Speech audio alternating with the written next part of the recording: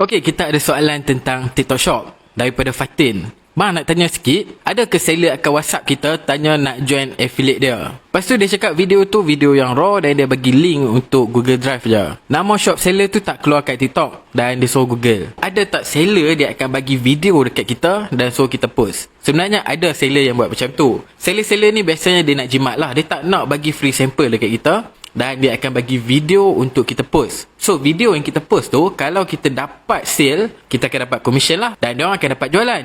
Tapi kalau lah tak ada dapat sale, diorang pun tak ada rugi apa-apa sebab diorang tak bagi sampel. Nampak tak? Seller macam ni dia bijak sikit lah. Tapi seller-seller yang macam ni, biasanya dia akan target content creator yang ada 10k ke bawah followers. So untuk case yang macam ni, boleh ke ambil? Ambil je, tak ada masalah. Kalau korang rasa benda tu okey lah, berbaloi lah. Kalau korang post dan tiba-tiba video tu meletup, korang akan dapat commission kan? Kalau korang post tak jadi apa-apa pun, tak ada rugi apa-apa pun. Cumanya korang kena pastikan tu betul-betul seller betul lah. Janganlah korang pergi klik link spam ke apa ke kan?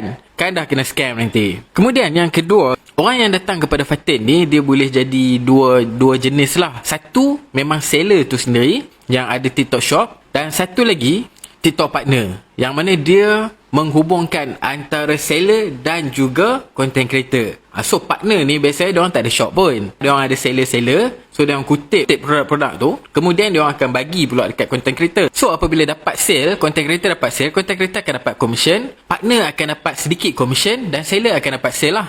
So berkemungkinan orang yang datang untuk contact Fatin ni adalah partner lah. So dia orang memang takkan ada shop pun sebenarnya. So up to you Fatin. Kalau Fatin rasa macam okay, Fatin boleh je buatlah, tak ada masalah pun. Tapi kalau rasa macam tak berbaloi lah, tunggu dapat sampel baru buat pun boleh, tak ada masalah.